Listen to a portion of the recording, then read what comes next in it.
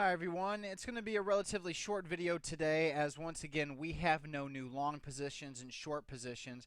However, with the market, as I made mention before, we're very extended short term, and not only are we extended from the 250-day moving average, but we're also short term pretty extended from the 20-day moving average.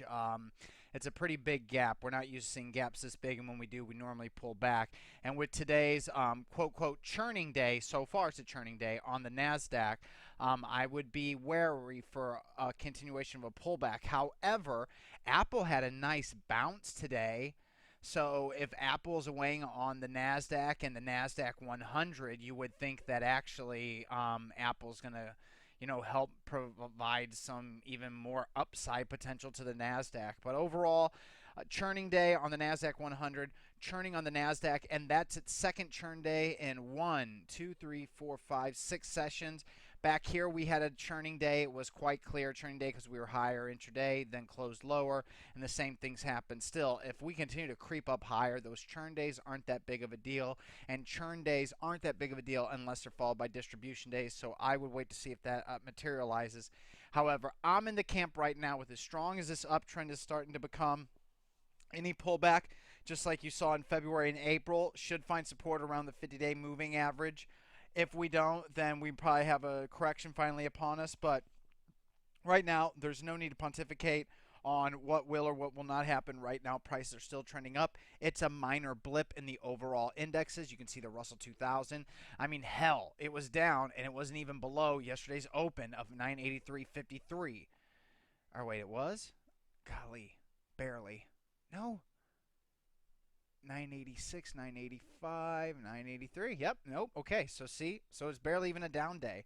Sorry guys, I didn't psychoanalyze it for making the video. S&P 5, I've been surfing all day actually. S&P 500 also the same thing here. 1649 closed at 1650. Couldn't even close below the low. It's just like the Nasdaq. So everything overall is still a short-term uptrend, but it is a blip to watch for. More churning days or more distribution days, more weakness internally. We have problems, and that's just it. We didn't really have any problems today. There was no major stocks breaking down in my short scans that made me go, oh my god, and nothing in my holdings. We have two partial sells. BAV is giving a half-ass partial sell signal. It's closing below the 10-day moving average on strong volume, and after a low volume consolidation, to see it try to break out on lower volume and then reverse on heavier volume, that's kind of a tell for me. And it's really close to the 20-day moving average, so let's say it collapses below the 20-day moving average tomorrow. I'm going to feel like an idiot for not selling any. However, if I do sell 25% here and it bounces, I'm going to also feel dumb. But at 20%, I'd say, hey, close below 10-day moving average 20%. That is a rule of mine that I can use, that I used recently with VIPS. And so I'm going to use that rule on BEAV because it had quite, you can see the relative strength line, some negative divergence today. And the other partial sell, oh my God, I'm having to remember this off the top of my head. Wow, come on, think. Oh, duh, SBGI. Great, good memory. And as you see right here, it's making a clear sell signal, closing below the 20-day moving average. As you can see, this stock, since going long back here in March, has not closed below the 20-day moving average. So this is the first time it's done so. So therefore, it is a 25% sell signal. There was nothing internally that made me excited? Yeah, excited. Sorry. I got hit with 3 Portuguese man of wars today. Those are basically like jellyfish. So my body is coursing with poison, and the waves were gigantic today. So my apologies if I sound a tad retarded right now. CUB, excellent move today. Riverbed Technologies, another excellent move today. Saw a lot of decent moves, but my favorite one is Lock. And here's it, LifeLock. I love LifeLock. I love what they do. I see the earnings and sales growth. Love the technical situation. I wanted to kick myself in the ass for not buying it back here whenever it crossed the 50-day moving average, left a 52% gain on the table. Off the table.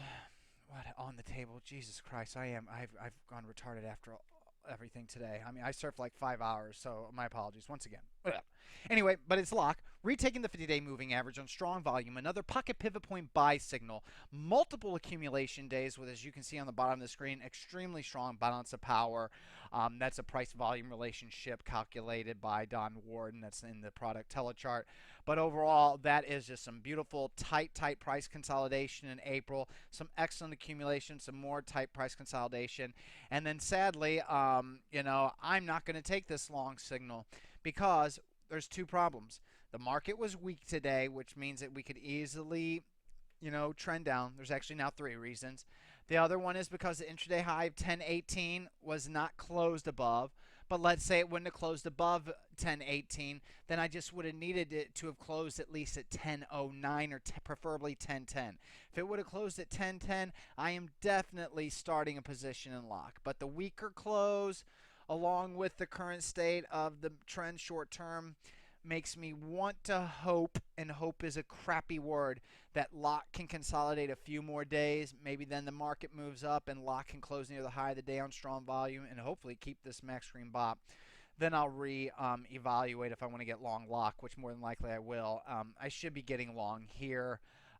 Also regretted not taking it here, but the biggest regret obviously was not taking it back in December. Still, I would have been completely out by here in April, where you see the cursor pointing to. But if you are braver than I and you believe the market's going to be up again tomorrow, which why shouldn't it, you can go ahead and go long lock. But this is definitely the only stock that really I was super interested in and really like, damn it, I should go long but shouldn't. So that's it.